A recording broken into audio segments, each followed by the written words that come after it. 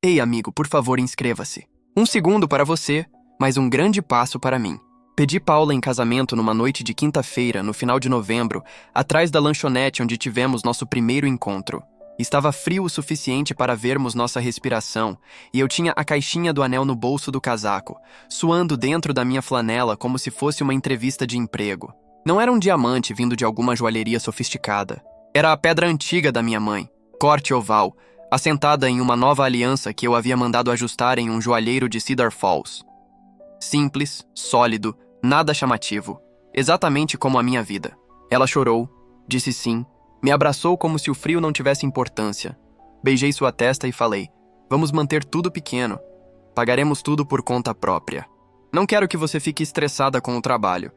Ela sorriu e disse, era exatamente isso que eu esperava que você dissesse. E então acrescentou, mas a minha família tem um jeito próprio de fazer as coisas. Eu não estremeci. Disse que podia lidar com isso, mas no fundo, já sabia que não estávamos construindo isso com os mesmos tijolos. Antes de começarmos, diga-nos nos comentários de qual cidade ou país você está nos acompanhando. Vamos ver de quais cantos do mundo nos reunimos hoje. Obrigado. E agora a história. Meu nome é Bruce, tenho 36 anos, moro em Ames, Iowa, em um aluguel de 2 quartos com uma porta de tela quebrada e uma caminhonete que deixa vazar um pouco de óleo na entrada. Disse a Paula que eu era consultor financeiro. Essa parte não era mentira. Mas deixei de fora que eu cuidava das operações da empresa de investimentos do meu avô, Haskins & Ward. Um nome antigo, poder silencioso. Não do tipo que aparece em outdoors, mas do tipo que assina aqueles que aparecem. Mantive tudo simples de propósito. Não queria interesseiras, escaladores sociais ou casos de caridade. Usava roupas comuns, levava meu próprio café em uma garrafa térmica, dirigia minha caminhonete como se ainda me devesse quilômetros. Ninguém jamais perguntou o que havia nas contas porque nada em mim dizia. Olhe mais de perto. Meus pais morreram em um acidente de estrada quando eu tinha 9 anos. O vovô Walter me criou. Ele tem 78 anos agora, tão afiado quanto um arame enferrujado e 2 vezes mais teimoso. Serviu no exterior, construiu sua fortuna com uma única linha telefônica e uma mesa dobrável. A casa em que ainda mora, de tijolos, construída em 1911, tem mais coluna vertebral do que qualquer homem que já conheci. Antes de eu pedir Paula em casamento, Walter me pediu 5 semanas, apenas 5, para viver exatamente como eu era. Sem revelações, sem melhorias, sem dar pista de quem eu realmente trabalhava. Se ela te ama, ele disse, não precisará do embrulho. Eu concordei. Queria a mulher, não a reação. Depois do pedido de casamento e antes de contarmos a qualquer outra pessoa, levei Paula para conhecê-lo, só nós 2. Ele serviu chá e se sentou do outro lado da sala de estudos, com a lareira acesa. Contei a ele o plano. Ele assentiu uma vez, tomou um gole e disse, caráter primeiro. Deixe-a mostrar quem realmente é. Isso foi tudo. Tyler, meu melhor amigo desde a 6ª série, era o único que sabia a verdade completa. Ele cuidava dos números comigo e me chamava à razão quando eu começava a levar as coisas a sério demais. Ele sabia sobre Paula, sabia sobre o anel e com certeza sabia sobre os Kents. Os pais de Paula, Mara e Richard, moravam a cerca de 1 hora de distância em uma caixa de vidro que chamavam de casa. Sua mãe organizava jantares como se fossem exposições de museu. Seu pai era sócio de um escritório de advocacia e curador do Des Moines Arts Fund. Cada centímetro da vida deles era enquadrado, filtrado e aprovado pelo bom gosto. Se ela te ama, Walter disse, não precisará do embrulho. Eu concordei. Queria a mulher, não a reação. Foi então que percebi. A voz de Paula mudava quando falava sobre seus pais, ficava um pouco mais leve, como se tentasse suavizar a aterrissagem. Tyler me alertou. A casa deles funciona em rede de sussurros. Uma opinião se torna 10 até o café da manhã. Mas eu disse que podia lidar com regras. Pensei que podia. O que não percebi então é que as regras deles não eram sobre estrutura. Eram sobre controle. E no segundo em que disse sim a Paula, entrei no sistema deles. Um teste de cada vez. E acredite, eles não tinham terminado de me testar. Não tivemos nenhuma semana inteira para respirar. Paula me mandou mensagem na manhã seguinte. Seus pais queriam organizar um jantar de orientação na sexta-feira seguinte. Só nós 4, não uma recepção de boas-vindas. Orientação, como se eu estivesse me candidatando para entrar na empresa da família. Respondi, claro, e não fiz perguntas. Já sabia que não era opcional. Vesti uma camisa cinza simples e jeans escuros. Botas limpas, nenhum casaco chamativo. Deixei o Rolex que Walter me deu na gaveta e usei meu Timex de $40. Simples, sem destaque, como eles queriam. Tyler me mandou uma mensagem curta quando contei que eles faziam reconhecimento pré-jogo. E não era brincadeira. Richard já havia ligado para alguém de um banco regional. Nem tentou disfarçar. Simplesmente perguntou diretamente a alguém que me conhecia qual era meu histórico. Fiquei sabendo por um amigo de um amigo que trabalhava em empréstimos. Diziam que Richard não gostou das respostas que não obteve. Chegamos à casa deles pouco antes das 6. Fachada de vidro, cantos afiados, daquelas entradas com iluminação embutida como chão de galeria. O jardim parecia que a equipe de paisagismo havia terminado 15 minutos antes da nossa chegada. Paula apertou minha mão no carro. Sua voz estava baixa, mas séria. Por favor, seja paciente esta noite. Mamãe pode ser formal. Assenti e beijei a parte de trás da mão dela. Não estou aqui por ela. Ainda assim, meu estômago já estava trancado como um cofre. Mara abriu a porta, vestindo calças brancas e uma blusa em tom pastel, como se estivesse entrando em um comercial de spa. Beijou minha bochecha de leve, sem calor, apenas ar. E analisou meu traje inteiro em um único piscar de olhos. Relógio, casaco, sapatos. Era como se tivesse emitido um bip de scanner. Bem-vindo, Bruce, disse, como se estivesse recebendo um técnico de serviços. Richard estava logo atrás dela. Todo formal, blazer azul marinho, abotoaduras com monograma e um aperto de mão longo o suficiente para me avaliar. Não havíamos nos sentado por 2 minutos quando a primeira pergunta surgiu. De onde sua família é originalmente? Perguntou Mara enquanto caminhávamos em direção à mesa. Contei a verdade. Meu avô me criou. Meus pais faleceram quando eu era criança. Sou de Iowa, de ponta a ponta. Richard se inclinou como se não tivesse entendido. Algum outro parente ainda na cidade? Não, respondi. Apenas eu e meu avô. Eles assentiram, mas não era aprovação. Era cálculo. Sentamos à mesa, sem aperitivos, sem conversa fiada, apenas água servida e uma pergunta atrás da outra. Parecia que estavam tentando preencher algum formulário interno. Há quanto tempo você é consultor? Que tipo de clientes? Você aluga ou possui seu veículo? Qual igreja frequenta? Dei respostas diretas, calmas, honestas, sem ostentação, sem defensiva, mas também não me estendi. Quanto menos desse, menos poderiam distorcer. Então veio a frase de Mara, como se estivesse guardando a noite toda. Nossa família prefere transparência total, disse ela, dobrando o guardanapo. Temos uma tradição de contrato pré-nupcial para proteger nosso legado.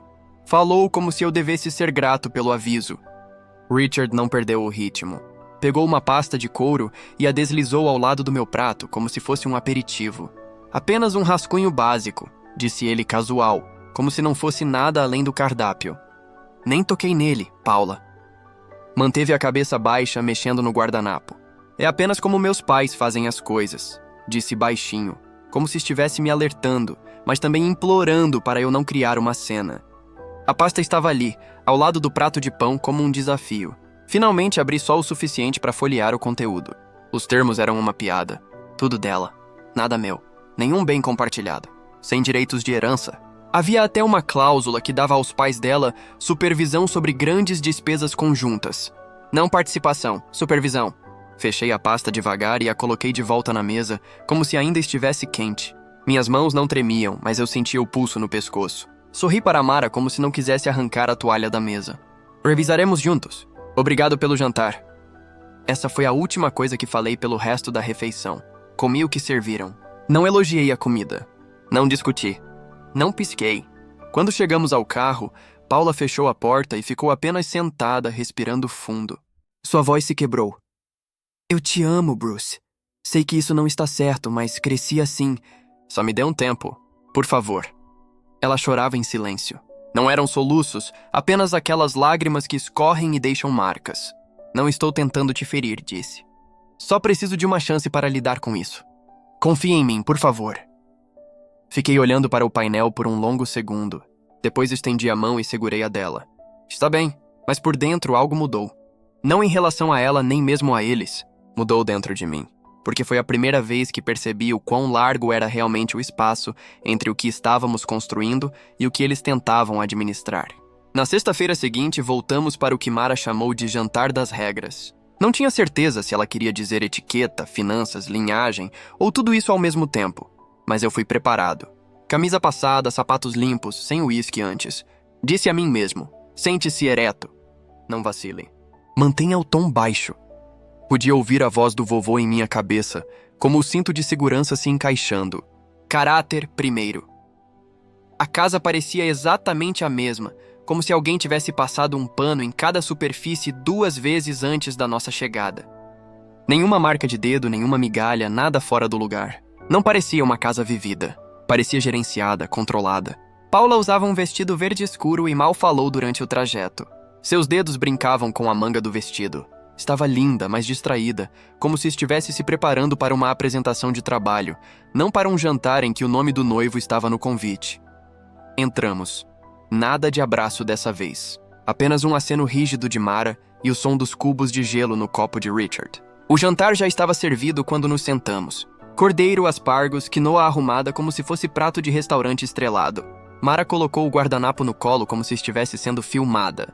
Ninguém falou uma palavra sobre o noivado. Sem parabéns, sem perguntas sobre o pedido. Apenas facas cortando em silêncio e olhos me medindo. No meio da refeição, Mara largou o garfo.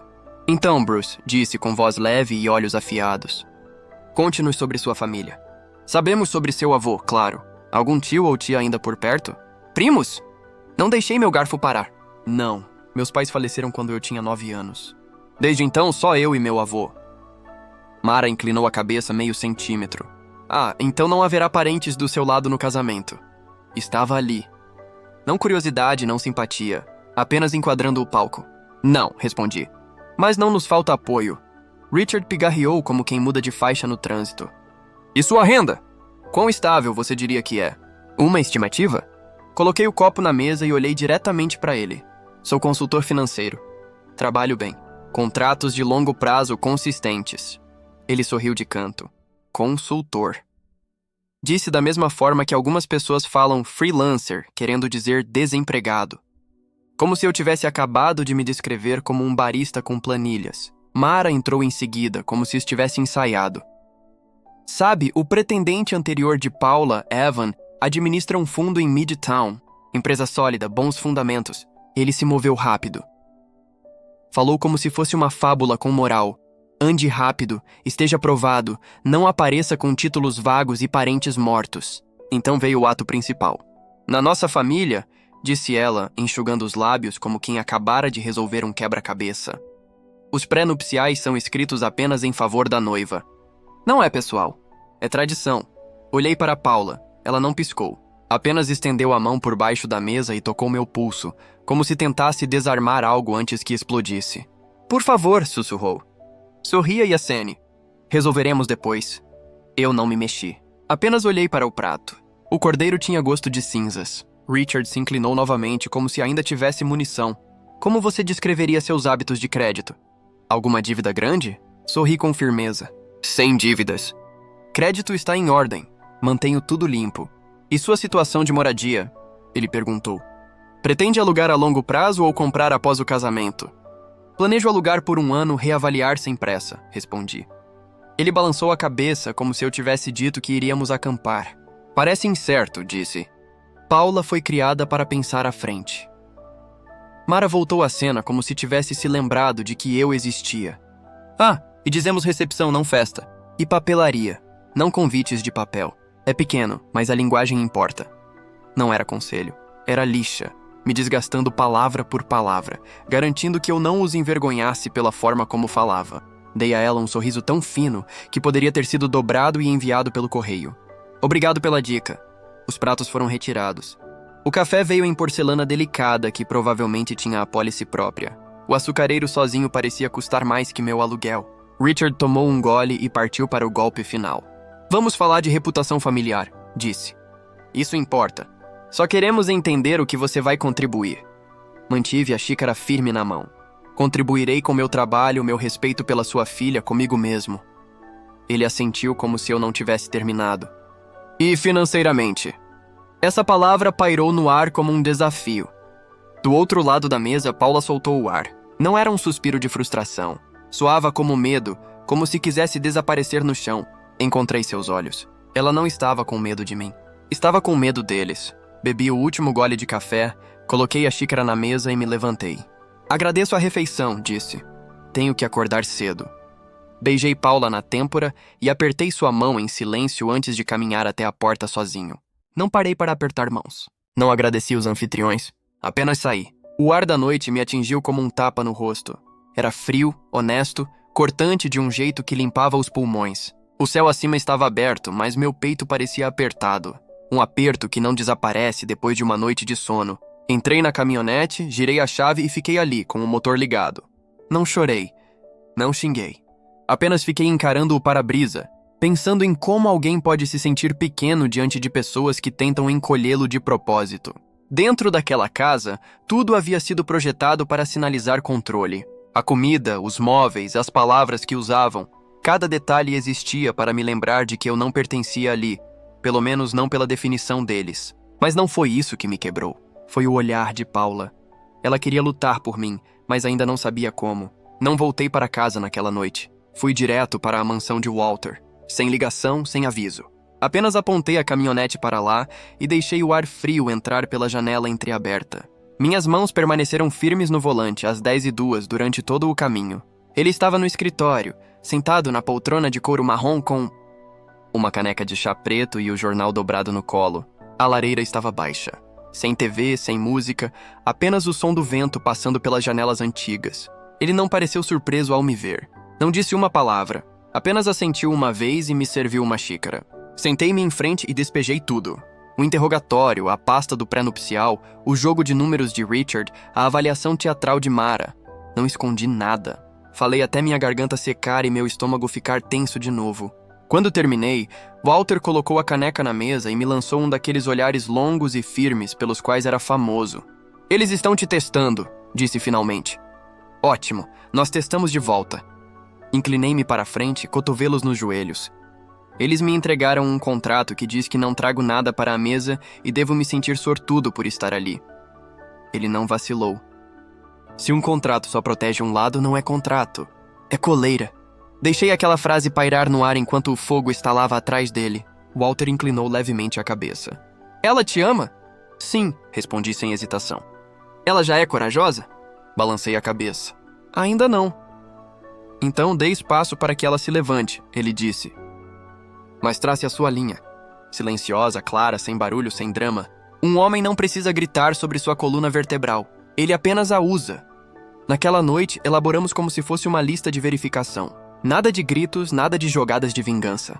Apenas termos claros. Pré-nupcial igualitário, contas independentes, nenhuma supervisão dos pais sobre nosso orçamento, propriedade em nome conjunto, nada de testes públicos ou encenações. E se essas linhas fossem cruzadas novamente, eu adiaria o casamento.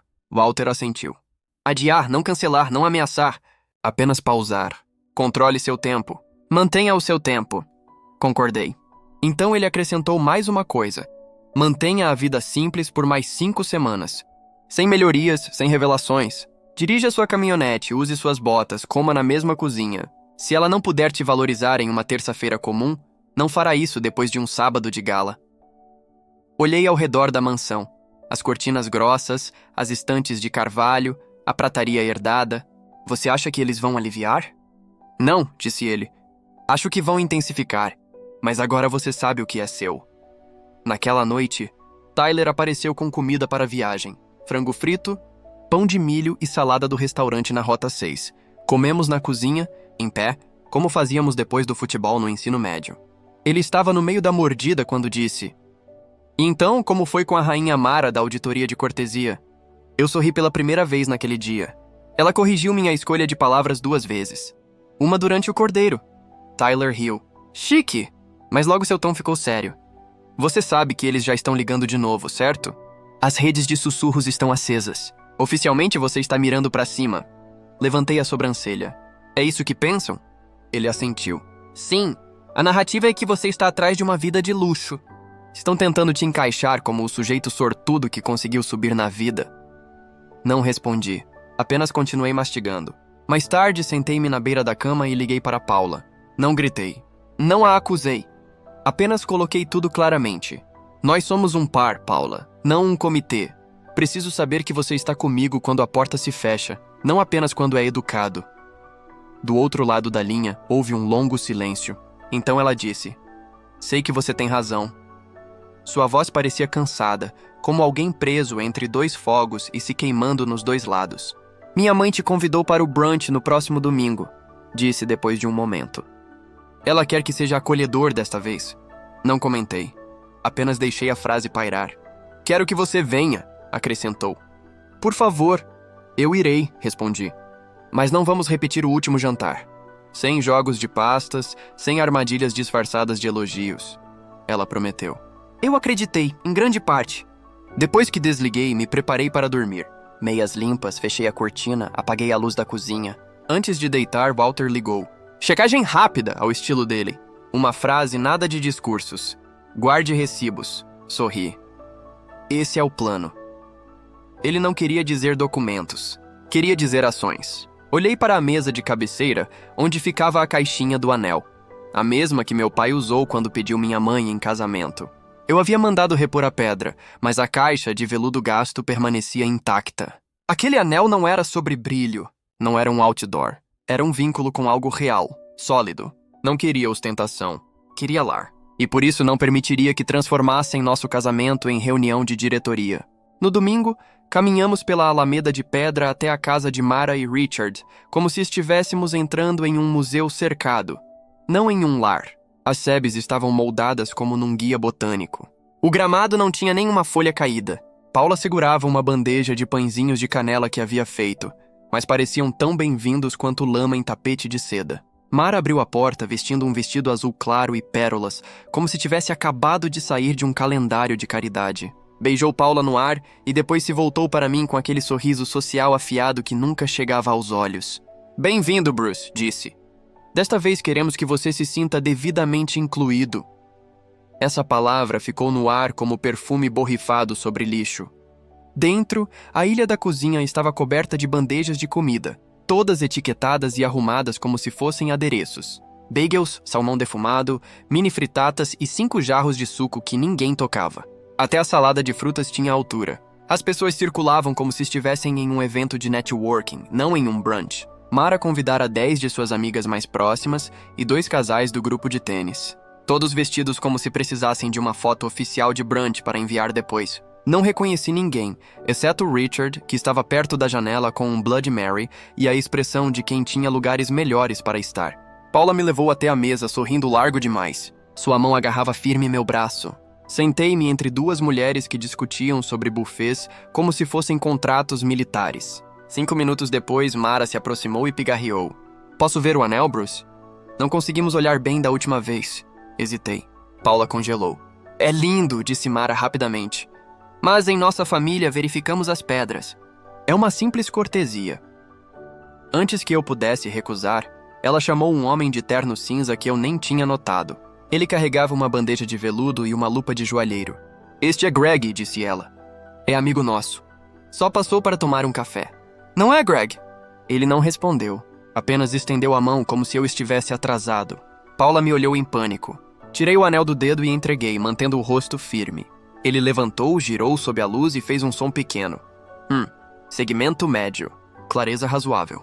Nada acima do mercado. Redefinição clássica! Falou como se estivesse inspecionando um trator usado. Algumas pessoas riram.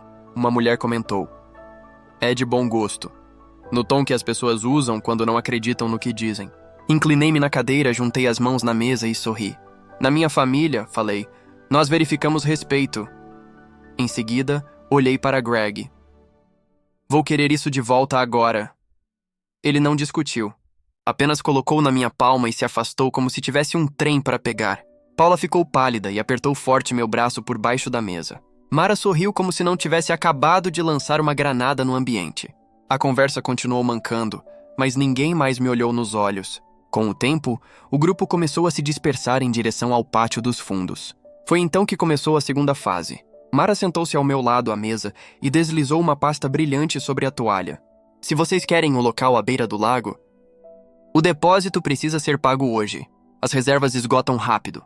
Abri a pasta. Era uma fatura impressa com um valor de 5 dígitos a vencer naquele dia. Flores, buffet, taxa do local, sinal de pianista e até placas personalizadas. Já reservei a data, disse ela como se tivesse feito um favor. Fechei a pasta sem olhar para Paula. Decidiremos juntos e pagaremos no processo normal, respondi. Nossas finanças são privadas. Ela não piscou. Isto não é sobre finanças. É sobre provar que você está pronto para sustentar o que este casamento merece. Richard se juntou a nós no momento certo para jogar sal. Um provedor provê, disse, girando o copo como se fosse evangelho. Olhei direto em seus olhos. Um parceiro compartilha. Silêncio. Ninguém disse nada por um longo instante. Então Mara se levantou, ajustou a pulseira e anunciou: seguraremos a reserva até às 5. Depois do brunch, Paula me puxou para a cozinha enquanto os convidados se reuniam no pátio com mimosas e sombra. Eu não sabia que ela faria isso, sussurrou. Eu juro. Sua voz quebrou como naquela noite no carro. Desculpe, assenti. Não foi sua decisão, mas é sua família. Ela baixou os olhos. Eu sei. Naquela noite escrevi tudo. Cada frase, cada indireta, cada olhar. Regra de Walter. Nada de discursos, apenas recibos. 2 dias depois, Paula enviou um e-mail em grupo para os pais e para a cerimonialista. Recolocou 2 dos meus amigos na lista de convidados. Tyler e meu antigo vizinho. Cancelou a mesa de avaliação de presentes. Sem jarra de doações, sem lista de casamento com itens de 6 dígitos. Mara respondeu com: claro, querida, é o seu dia. Mas eu conhecia aquele tom. Era o mesmo usado quando se deixa o cachorro subir no sofá e depois fica limpando com um rolo adesivo. Não disse nada a Paula. Deixei que as mudanças falassem por si. Não eram enormes, mas eram dela. Naquela semana, Paula recebeu uma ligação de Meredith, sua chefe na universidade.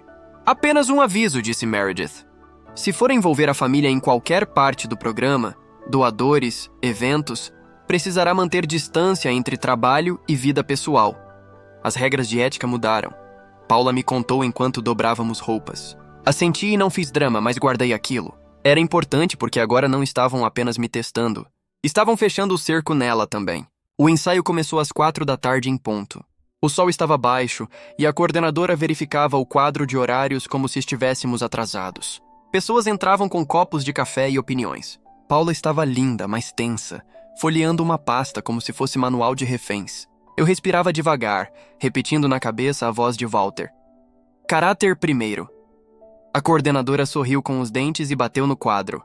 Vamos sentar vocês com os convidados para o ensaio, disse. Como não há paz do seu lado, seguimos o padrão. Sem hesitação, sem suavizar. Apenas logística, como se eu fosse equipamento sem fio de energia. As pessoas ao redor assentiram, como se fizesse perfeito sentido. Assenti também. Mas por dentro parecia uma mão fria encostada na minha nuca. Não era luto, era deslocamento. Seguiram com o cronograma como se fosse lançamento de produto. Ordem da cerimônia, músicas, quem caminha e quando. Richard trouxe um laptop. Mara carregava outra pasta. Eu fiquei onde mandaram em silêncio, observando tudo como um homem calculando saídas em um prédio em chamas. 10 minutos depois, Mara se aproximou, puxou minha gola e começou a arrumar minha gravata. Não, disse, rindo alto o bastante para o grupo ouvir. Ainda vamos fazer dele um cavalheiro. As pessoas riram. Não porque fosse engraçado, mas porque era seguro. Afastei-me levemente. Não de forma rude, mas o suficiente. Então ela começou sua lição. Puxou Paula para o lado e começou a listar nomes. Evan, o ex que sempre tinha postura confiante. Jason, outro ex que nunca deixava ninguém desconfortável em eventos formais. E Bruce, disse ela, virando-se para mim. Tem energia natural. Só precisamos polir as arestas. Olhei para Paula. Seus lábios estavam cerrados. Ela se colocou entre nós, erguendo uma parede invisível. Mãe, chega, disse firme e rápida. Mara nem piscou. Estamos construindo um casamento, não uma obra de caridade. E naquele instante, Paula congelou. Olhos baixos, ombros tensos. Para mim, foi a linha final. Eu já havia engolido a avaliação do anel. Já havia suportado a chantagem do dinheiro. Essa era a segunda, e eu não aceitaria uma terceira. Virei-me para a coordenadora. Terminamos por hoje, disse. Pode encerrar o ensaio. Todos me olharam como se eu tivesse virado a mesa. Como é? Perguntou a coordenadora. Aumentei o tom apenas o suficiente para ser ouvido. Sem gritos, sem drama. Apenas clareza. Daqui em diante faremos com um pré-nupcial igualitário. Sem testes públicos. Sem paz no nosso orçamento. Caso contrário, adiamos. Mara piscou rápido, como se tivesse levado um flash no rosto. Richard começou a dizer algo, mandíbula travada. Levantei a mão. Não era debate. Então tirei do bolso interno do paletó o envelope que ela me entregara mais cedo. Era o pagamento para um terno sob medida que havia agendado sem meu consentimento, com abotoaduras personalizadas. Caminhei até a coordenadora e entreguei diretamente. Devolva a senhora Kent, disse usando o sobrenome de propósito. Usarei meu próprio terno. O silêncio engoliu a sala. Saí. Do lado de fora, o ar me atingiu como liberdade. Ouvi a porta se fechar atrás e não olhei para trás. Tyler já estava esperando na caminhonete, motor ligado, mãos no volante como se já soubesse. Não fez perguntas. Apenas pegou a estrada e disse a única coisa que valia a pena naquele momento. Bom. Dirigimos em silêncio por um tempo. O céu ia ficando cinza, do tipo opaco que antecede a chuva. Finalmente ele me olhou. Tem certeza de que não queria acender um fogo antes de sair? Não, respondi. Fogo é para a próxima. Quando chegamos em casa, ele não ficou. Apenas me deixou e assentiu, como se confiasse que eu cuidaria do resto. Paula apareceu às 10 da noite. Não entrou. Ficou na entrada chorando. Não havia nada de teatral. Seu rosto estava inchado e o cabelo preso num coque apressado. Usava moletom e tênis, como se tivesse saído correndo de casa assim que os pais se calaram. Eu te amo, disse entre lágrimas. Tenho medo deles. Tive medo a vida toda. Saí descalço até a entrada e a abracei. Não vou embora, falei. Estou pedindo para você andar comigo. Ela assentiu contra meu peito. Não disse nada por 1 minuto. Depois sussurrou. Vou tentar. Isso era tudo o que eu precisava, porque tentar é onde a coragem começa. Na manhã seguinte, Tyler apareceu com café preto e cara de quem tinha lido algo desagradável no grupo de fofocas. Mudaram a narrativa, disse-me, entregando a xícara. Agora estão dizendo que você é mão de vaca. Levantei a sobrancelha. Mão de vaca? Ele bebeu um gole. É, que você não quer contribuir. Que provavelmente usou o cupom da Amazon pro anel. Esse tipo de conversa. Deixei aquilo assentar. Depois respondi. Eles acham que dinheiro é coragem. Tyler sorriu. Exatamente. Naquela mesma tarde, Walter e eu nos sentamos com um advogado. Escritório simples, sem pisos de mármore, sem marcas espalhafatosas, apenas papel, café e olhos atentos. Redigimos o pré-nupcial juntos. Simples e equilibrado, sem cláusulas favorecendo um lado. Contas financeiras independentes, propriedade em nome de ambos, nenhuma supervisão ou direito consultivo para os pais, nada de menções à riqueza familiar ou mesadas. Apenas nós dois, termos limpos, plano limpo de rompimento, se algum dia chegasse a isso. Quando saímos, Walter segurou a porta e disse, isso está feito. Agora mantemos firme. Assenti. Ainda tenho mais uma reunião. A cerimonialista não parecia feliz quando apareci naquela noite, mas manteve o profissionalismo. Expliquei que precisaríamos de ajustes na exposição dos assentos. Nada de linguagem de convidados versus família. Nada de posicionamento baseado na presença ou ausência dos pais. Seguiremos colocação neutra, falei. E sem suposições baseadas em sangue. Ela hesitou. Preciso confirmar com os Kent. Balancei a cabeça. Não, você precisa confirmar com o casal. Não discutiu mais. Enquanto isso, Paula começou a fazer movimentos próprios. Quietos, mas significativos. Escolheu um vestido mais simples. Nada de grife, sem véu cravejado de pedrarias, sem ajustes de $800. Apenas algo que lhe servia e parecia honesto. Cancelou o microfone da recepção.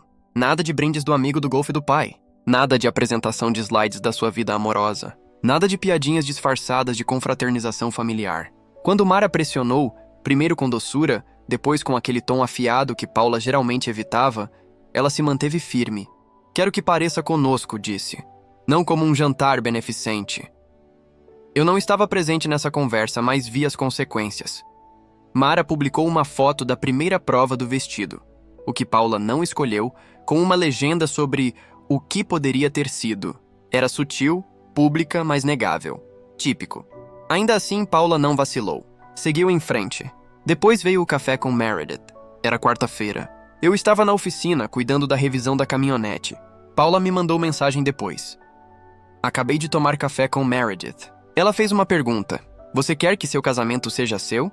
Eu disse sim. Olhei direto nos olhos dela. Não respondi imediatamente. Fiquei lendo aquela frase várias vezes. Eu disse sim. Mais tarde, naquela noite, convidei Paula para uma caminhada. Fomos até a trilha atrás do bairro dos pais dela, onde as árvores bloqueavam o horizonte e quase dava para esquecer em que mundo estávamos. Vai haver uma recepção familiar na casa dos seus pais, falei. Metade arrecadação, metade brinde pré-casamento. Walter planeja ir. Ela congelou. Por favor, não faça cena, olhei para ela. Não farei. Então deixei o silêncio preencher. Vou traçar uma linha. Ela não sorriu. Não brincou. Apenas assentiu. Essa foi a resposta mais honesta que poderia dar. Ela sabia o que significava. 3 anos antes, Walter começara a canalizar dinheiro por meio de uma pequena fundação regional, sem ligação direta ao nome da família, sem imprensa, sem alarde. Através dela, financiávamos bolsas na Universidade de Paula, totalmente anônimas, destinadas a estudantes em crise financeira. Nada de filhos de doadores, nada de herdeiros. Apenas gente tentando sobreviver. Eu havia ajudado a selecionar a primeira turma de beneficiários. Lembro de uma em especial, uma mulher mais velha, terminando o curso de pedagogia enquanto criava 2 filhos sozinha. Estava a uma mensalidade de desistir. Não fizemos nota de imprensa. Não pedimos cartas de agradecimento. Meredith sabia. Ela foi a única que realmente pressionou por uma auditoria completa no financiamento da universidade e transformou transparência em regra real, não só palavra bonita. Quando outros líderes se encolhiam, ela avançava. E agora, sentada diante de Paula, ouviu dela a palavra sim, dita como se tivesse peso. Naquela semana, fiquei parado na porta do escritório de Walter enquanto ele revisava suas anotações. Preparava o que chamava de brinde prático para a recepção. Levantou os olhos uma vez e disse: "Não interrompa. Estou escolhendo os substantivos com cuidado." Ri. "Vai incendiar o salão?" "Não", respondeu. "Apenas mostrar o formato do pavio." Olhei o rascunho do discurso. Curto, seco, mas letal nos pontos certos. Não precisávamos gritar, só precisávamos falar por último. Na primavera, os Kent organizaram a tal recepção pré-casamento como se estivessem lançando uma nova linha de produtos. A casa parecia catálogo de arrecadação. Flores brancas, prata polida, jazz ambiente que custava caro licenciar. Cada luz ajustada para esconder suor e destacar sorrisos. Doadores circulavam como cisnes. Conselheiros ficavam em grupos fechados, taças na mão. Havia mais fotógrafos do que parentes. Paula chamou de formalidade. Eu chamei de espetáculo de controle. Richard atuava como se fosse época de eleição. Aperto de mão perfeito, olhar firme, elogios moldados como seus ternos. Apresentava Paula a um curador que havia favorecido um fornecedor de sua preferência. Jogada sutil, embrulhada em falsa cordialidade. Observei de canto, tomando água. Não porque eu não pertencesse ali, mas porque já sabia o que significava pertencer naquele mundo. Então Walter chegou. Sem motorista, sem anúncio. Apenas entrou pela porta da frente como se fosse sua casa, não deles.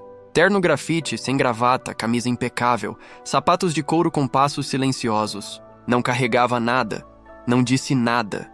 E todas as conversas caíram pela metade no instante em que entrou. Mara o cumprimentou com um sorriso tão tenso que poderia rachar porcelana. "Walter, que bom que pôde vir." Ele apertou a mão dela. "Obrigado pela hospitalidade." Sem abraços, sem fingimento. Apenas cortesia. Ele veio até mim primeiro, fez um aceno, depois foi até Paula e beijou-lhe o rosto. "Você está bem, querida?" "Obrigada", disse ela. A voz estava firme, mas vi seu polegar batendo contra a outra mão. Walter esperou todos se sentarem. Mesas redondas, cartões com nomes em cursiva e, em alguns, níveis de doação discretamente impressos embaixo. Então ele se levantou atrás da cadeira, colocou as 2 mãos no encosto e pigarreou. Sem taças tilintando, sem holofote. Apenas silêncio. "Boa noite", começou. "Gostaria de agradecer a Richard e Mara Kent pela hospitalidade." Murmúrios educados. "Quero parabenizar Bruce e Paula. Casamento não é fusão, é promessa. E como parte dessa promessa, anuncio que após o casamento, transferirei a Bruce os direitos de gestão de um bloco de ações da nossa empresa, como estava planejado desde que ele completou 30 anos. Foi como se alguém tivesse desligado o som ambiente. Até os talheres pararam. Walter prosseguiu sem piscar. "Essa transferência é condicional a um contrato pré-nupcial justo, assinado por ambas as partes. Proteção igual, confiança igual." Vi a expressão de Mara. O sorriso permaneceu, mas o olho esquerdo tremeu. Richard encarava o copo como se buscasse respostas. Walter não terminou. "Também destinaremos uma doação comunitária", disse. $320 mil ao longo de 2 anos para apoiar o programa de extensão da universidade onde Paula trabalha. Alguns convidados suspiraram discretamente, aqueles suspiros polidos de boca treinada. Walter manteve o tom. "Esses fundos serão administrados de forma independente e estão condicionados à manutenção do atual código de ética da universidade. Paula não terá envolvimento na distribuição da verba." Sem nomeações familiares, sem papéis consultivos, sem amarras. Falou com suavidade de chá de domingo, mas com ferro em cada palavra. Meredith, sentada ao fundo, apenas assentiu, como se tivesse esperado aquele momento. Richard pigarreou tentando recuperar o espaço. Sempre apoiamos a transparência, disse, tentando mudar o rumo. Um de nossos fornecedores preferidos já trabalhou com o conselho. Local de confiança. Eles poderiam cuidar do programa. Walter olhou para ele pela primeira vez desde que entrara. Então estamos alinhados. A escolha do fornecedor cabe à universidade, não a nós. Mara bateu palmas devagar. Que generoso, disse, forçando suavidade. Claro que partimos do princípio de que Bruce está confortável com os padrões da nossa família. Coloquei o copo d'água na mesa e me levantei. Estou confortável com respeito. Vamos assinar um pré-nupcial igualitário, sem testes públicos. Nosso orçamento é assunto nosso. Silêncio outra vez. Mas dessa vez não era hostil. Era silêncio de cálculo. Paula se levantou ao meu lado. Segurou minha mão e encarou a sala. É assim que faremos, disse, clara e firme. Não havia planejado usar o microfone, mas ele estava ao alcance. Pegou-o como se não pesasse nada. Alguns dos doadores mais velhos aplaudiram de leve. Outros apenas observaram. Um pequeno grupo se aproximou dela, falando em tom genuíno. A atmosfera mudou. Não foi barulhento, mas foi real. Alguns se inclinaram para frente, outros para trás. O peso do ambiente estava se deslocando. Do outro lado da sala, Tyler me mandou mensagem. Ele estava de pé junto ao bar, perto do barman. A rede de sussurros se queimou sozinha, escreveu. Não respondi. Apenas coloquei a mão nas costas de Paula e fiquei ali, imóvel, enquanto a música voltava e o ar ganhava outra temperatura. Às vezes tudo o que se precisa é de uma voz com recibos e um tom calmo para redefinir uma sala inteira. 2 dias depois da recepção, estávamos no escritório da cerimonialista, com o contrato final do pré-nupcial sobre a mesa. A sala estava silenciosa. Nada de juridiquês, nada de cerimônia arrastada, apenas assinaturas, iniciais e uma frase clara no final. Este acordo foi firmado voluntariamente por ambas as partes, sem pressão ou interferência de familiares externos. Walter estava à minha esquerda. Tyler, à frente, girava uma caneta entre os dedos como se esperasse alguém piscar. Levou 20 minutos. Sem drama. Os termos eram exatamente os que tínhamos definido semanas antes. Proteção mútua, título conjunto da propriedade, contas separadas, nenhum controle dos pais, nem sobre gastos, nem sobre moradia, nem sobre nada. Assinei primeiro. Passei a caneta para Paula. Ela não hesitou. Não olhou para ninguém em busca de aprovação. Sua mão não tremeu. Assinou o nome, colocou a caneta na mesa e soltou o ar como se tivesse segurado por 2 anos. Levantou os olhos e me deu um pequeno aceno, só o suficiente para dizer: estou aqui agora. A cerimonialista, para sua honra, não fez floreios. Guardou os documentos e continuou no checklist. Nada de discursos improvisados, disse. Apresentação de slides cortada. Disposição neutra dos assentos. Nenhuma piada às custas do casal. Não vacilou nem quando recolocou Tyler e meu vizinho na lista de convidados. Apenas anotou e seguiu. Naquela noite, dirigi até a casa dos Kent. Não toquei a campainha. Apenas coloquei o envelope do terno na caixa de correio, junto com um bilhete escrito na minha letra mais simples. Agradeço o gesto, devolvendo. Usarei meu próprio terno azul marinho. Na noite seguinte, Walter recebeu em casa 12 pessoas para o jantar. Mesmo número de pratos, mesma sequência, mas o clima era outro. Não parecia que estávamos sendo avaliados. Parecia uma mesa. Richard estava lá. Mara também. Mas os ombros de Paula permaneceram relaxados. Não havia prancheta. E prancheta significava ausência de agenda. Walter começou com conversa leve. Perguntou a Richard sobre a exposição que o escritório dele financiava no centro. Richard deu uma resposta ensaiada, mas Walter realmente ouviu. Não cortou. Apenas assentiu e agradeceu. Depois voltou-se para Mara. Qual era a sua refeição favorita quando criança? Ela piscou surpresa. Depois respondeu. Conchas recheadas. Minha avó fazia todo Natal. Walter sorriu. Essa é uma resposta de verdade, obrigado. Sem indiretas. Sem armadilhas. Apenas perguntas humanas. O jantar foi servido devagar. Frango assado, aspargos, salada com vinagrete de limão. Nada extravagante, mas cada prato parecia merecido. Entre o prato principal e a sobremesa, Walter se levantou. Não ergueu taça, não pediu atenção batendo no copo. Apenas pigarreou. Na nossa família, disse, valorizamos caráter acima de pedigree. Dinheiro é ferramenta. Família é escolha. Então olhou para Paula. Hoje escolhemos apoiar o casal. Foi isso. Sem aplausos. Sem contrapontos. Não era necessário. O ambiente ficou quieto como igreja depois do coral. Depois do jantar, Paula segurou minha mão e me levou até a mesa principal. Sem dizer nada, puxou uma cadeira e me colocou no lado da família. Não pediu. Não anunciou. Apenas deixou ali. As pessoas perceberam. Ninguém disse nada. Naquela semana, enviei convites manuscritos para um passeio pelos jardins da mansão de Walter, que estava aberto na primavera. Os bordos começavam a brotar. Não convidei todos. Apenas alguns. Meredith, 2 colegas de Paula, Tyler e a Sra. Green, vizinha que cuidava de mim depois da escola quando Walter trabalhava até tarde. Pessoas que nos respeitaram antes de qualquer revelação. Não era punição. Não era manobra. Era linha. Casamo-nos em um sábado claro de primavera. O céu parecia lavado. Sem ameaça de chuva, sem vento forte. Apenas sol tranquilo e uma brisa suficiente para mover o cabelo de Paula quando ela caminhou até o altar. Ela usava o vestido simples que escolhera. Sem bordados, sem cauda, apenas linhas limpas, branco suave e serenidade no rosto que antes não havia. Eu vesti meu terno azul marinho, o mesmo que já tinha. Não precisava da aprovação de ninguém. Não havia microfones, nem discursos, nem apresentações de infância. Apenas 2 cadeiras à frente, 2 assinaturas e votos que escrevemos sem edição de comitê. Walter estava na primeira fileira, lado direito, mãos unidas, sem gravata. Não posou para fotos, não aplaudiu no beijo.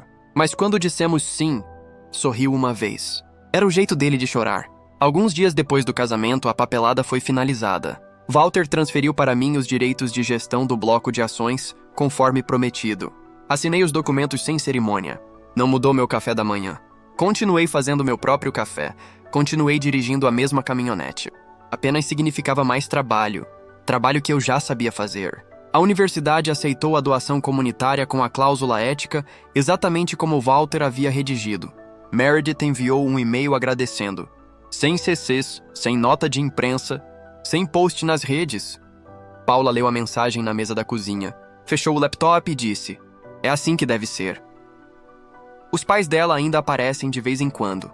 Aniversários, feriados, um ou outro jantar. Sentam-se onde houver cadeiras, não onde antes ficavam os microfones. Richard mantém a polidez. Fala de tópicos neutros, tendências imobiliárias, regiões vinícolas, política se for segura. Sempre se oferece para pagar, mas não insiste quando digo que já cuidamos. Mara sorri mais do que costumava. Não é um sorriso largo nem falso, apenas suficiente. Como alguém aprendendo um novo idioma e tentando não errar a pronúncia. De vez em quando, pergunta se queremos revisar alguma tradição da família. Respondemos sempre da mesma forma. Estamos bem. A resposta cai suave. Ela assente e toma seu chá. Tyler continua aparecendo uma vez por semana. Sempre no mesmo horário, geralmente às quintas à noite. Liga ou passa em casa. Faz piada sobre toda a história da cobertura de consultor, como se eu tivesse trabalhado em um depósito o tempo todo. Depois pergunta sobre o jardim. Como vai o alecrim? O bordo ainda está firme? Esse é o tipo de amigo que não se substitui. O tipo que nunca me pediu currículo, mas sempre soube o trabalho que eu fazia. Guardei o cartão da avaliação do anel, aquele em que Greg rabiscou suas notas. Está na gaveta de cima da minha escrivaninha, ao lado de uma trena quebrada e um antigo bilhete de ônibus. Não é mais sobre o anel. É um lembrete. Medir as pessoas pela forma como tratam pequenos poderes, não grandes quantias. Qualquer um pode ser generoso diante de plateia, mas é preciso caráter para tratar alguém com respeito quando ninguém está olhando. Desde o casamento, fizemos um hábito: visitar a mansão todo domingo à tarde. Paula gosta de caminhar pelo jardim. Walter senta-se perto da grande janela do lado leste, onde a luz bate exatamente às 2. Observa as folhas dos bordos, o vento batendo no sino, os pássaros brigando no alimentador. E toda vez me faz a mesma pergunta: "O que você aprendeu esta semana?" E toda vez eu tenho algo a responder. No último domingo disse a ele: "Controle não é a voz mais alta na sala. É a que não vacila." Ele assentiu. Não disse palavra. Eu nunca quis holofotes. Nunca precisei de um sobrenome famoso ou de uma cerimônia roteirizada. Queria uma parceira e uma casa tranquila. Tivemos os dois. As ações, a mansão, a doação, tudo isso são ferramentas. O respeito é o móvel que dura. Se a família do seu parceiro tentasse controlar os planos do seu casamento, você traçaria uma linha dura ou ficaria em silêncio? Deixe um comentário. Pode ser apenas boa história ou sua opinião. Se quiser apoiar o canal, clique em Super Thanks. É opcional, mas ajuda muito. E por favor, curta e inscreva-se. Para nós é enorme, para você é simples. O YouTube escolheu este vídeo para você. Clique e veja se eles acertaram.